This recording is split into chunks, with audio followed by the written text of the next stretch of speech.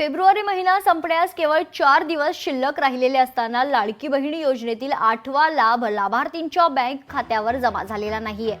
वित्त विभागाने या योजनेतील लाभार्थींसाठी लागणारे 3000 कोटी रुपये महिला विकास विभागाकडे हस्तांतरित केले असले तरी हा लाभ कागदावरच राहिलेला आहे। फेब्रुवारी महिन्यातील लाभाची प्रतीक्षा 2,41,00,000 लाडक्या बहिणी करत असताना जिल्हा पातळीवरील पडताळणीत 4 ते 5 लाख बहिणींची संख्या कमी होण्याची शक्यता वर्तवली जाते। आतापर्यंत 9 लाख लाडक्या बहिणींना यातून वगळण्यात आलंय।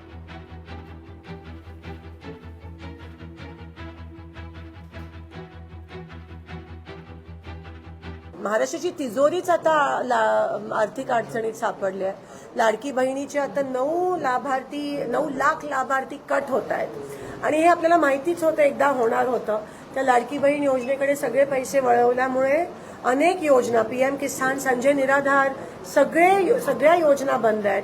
सरकारने एवढं पण सांगितलं की तुम्ही जर ह्या एका योजनेचा लाभ घेत असाल तर तुम्हाला दुसरी योजना आम्ही देऊ शकणार नाही। इथपर्यंत ह्या लेवलला येऊन सरकार जर पोहोचली असेल तर ती शोकांतिका आहे। लाडकी बहीण आपण म्हणतो एक आय वॉश होतं, ऍक्च्युली त्यांना ईव्हीएमच करायचं होतं, पण ईव्हीएम वरच कसं म्हणून लाडकी बहीण मुळे आम्ही जिंकलो। ऍक्च्युली ते ईव्हीएम मुळे, त्यासाठी ती लाडकी बहीण समोर आणलेली। हे लाडकी बहीण योजना नव्हती तर सरकारच्या तिजोरीतून मतं खरेदी करायचा कार्यक्रम होता। आमच्या भगिनीला उगाचच वाटलं की ही लाडकी बहीण ही म्हणून आम्हाला पैसे दिलेले आहे, हे मतासाठी पैसे दिले होते आणि आत्ता कळायला लागलं यांचे खायचे दात वेगळे आणि दाखवायचे दात वेगळे। यांनी आता जवळजवळ 50 लाख महिलांची इन्क्वायरी सुरू केली की ज्यांच्या फायली कशा गाळता येईल, त्यांचे नावं कसे गाळता येईल। तुमच्या घरी 2 चाकी मोटरसायकल आहे का?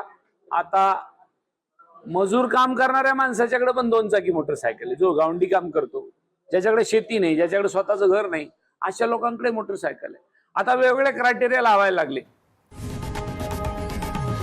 लोकशाही मराठी ऐका, पहा, जागरूक रहा।